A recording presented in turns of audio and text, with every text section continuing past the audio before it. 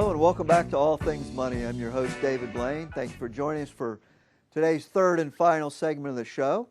If you missed the first two segments, head on over to our website, dlblain.com, and we'll post archives copies of the show there in a few weeks.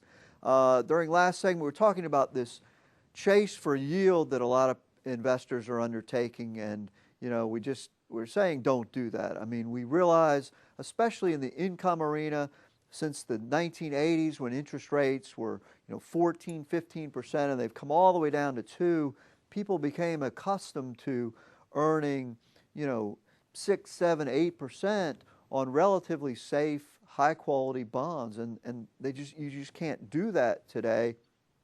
And people are becoming very impatient, looking for yield. Well, the same thing with the stock market, that up until the past few years, the decade of the 2000s, there was not much return in the market. We've seen some good returns the past few years. Same thing with the bond markets. You have to be patient. Don't rush into these things. I was relaying the story of the last segment of a couple that took their whole IRA savings and put it into a fleet of part ownership in a fleet of luxury cars. I guess they were rentals or something. But anyway, of course, they lost all their money. And it's interesting when you hear it, they said, well, we knew that 12% rate of return wasn't realistic, but the promised 7% seemed realistic. And I'm thinking, realistic according to what? Treasuries are paying 2%, and you think you can go out there and get 7% with no risk?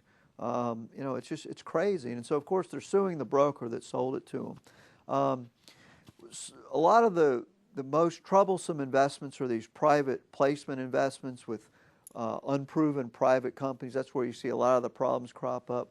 Once again, there's a whole industry of legitimate private equity, but most of those really promise nothing. I mean, if you read the prospectus for any legitimate investment, you read it and you can't imagine how you're ever going to make money because there's so many warnings in the thing that you could lose all your money. Anyway, so another story, a gentleman out of New York, he bought into 3 private placements that was supposed to produce this bilingual television show called Hacienda Heights while paying a reliable 10% interest rate. Once again, there's no reliable 10% interest rate out there. I mean, it's just crazy. I mean, I feel bad for these people and these unscrupulous brokers that say, oh yeah, it's a reliable 7%, it's a reliable 10%.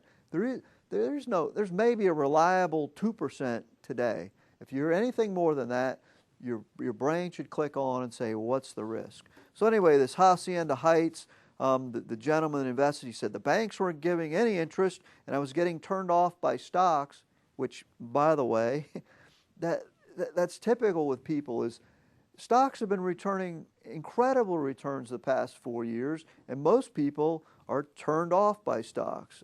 Anyway, so and of course this Hacienda Heights thing never came to fruition. The guy lost all his money.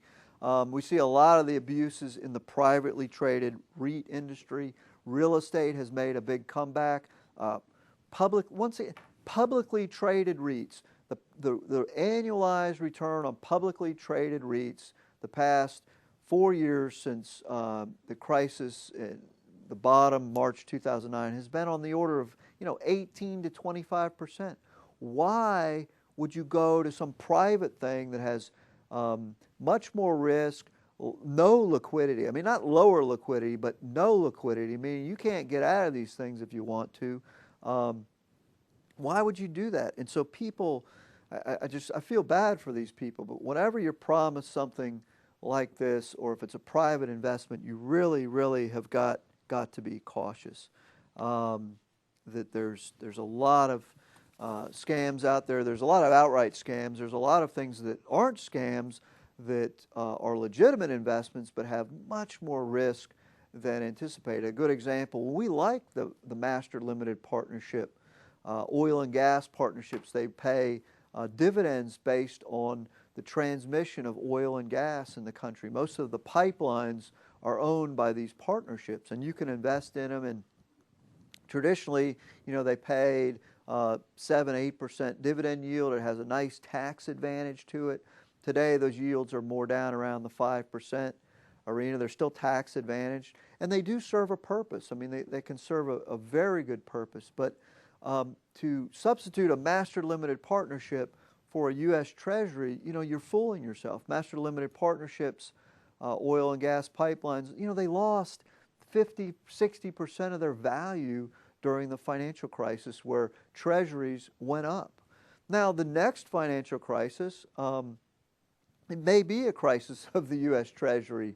A lot of people seem to think so. But, as we sit here today, in early 2013, that's simply not the case. That people are still buying treasuries when the stock market goes down, the bond market still goes up. And to take something like master limited partnerships that are volatile, yeah, they pay a nice dividend, but what good is a 6% dividend if the value of your investment went down 30% and you're going to panic and sell out? Now, having said that, if you have the fortitude and you don't need the money necessarily to hold on, limited partnership, oil and gas line partnerships may be an appropriate percentage of your portfolio.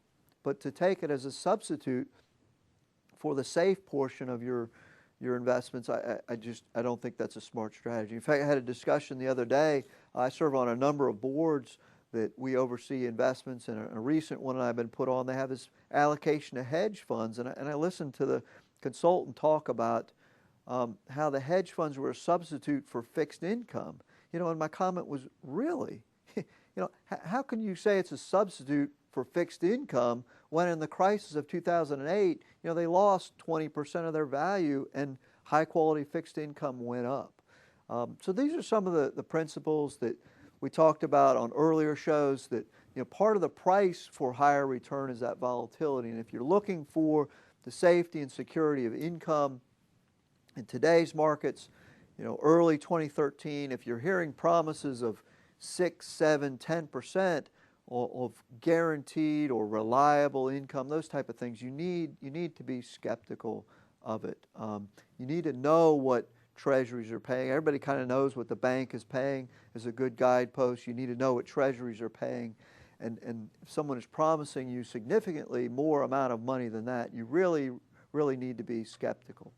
Okay, well, we're running out of time here for today's show. Next week, I think we'll get back to talking about some of the tax issues that are happening in the economy. We talked about the Taxpayer Advocate Report. We want to talk a little bit about fair tax as well. So for All Things Money, I'm your host, David Blain. That concludes today's show. I hope that you'll join us again at the same time next week. The proceeding was a paid program. The opinions expressed are not necessarily those of WNBU and Inner Banks Media.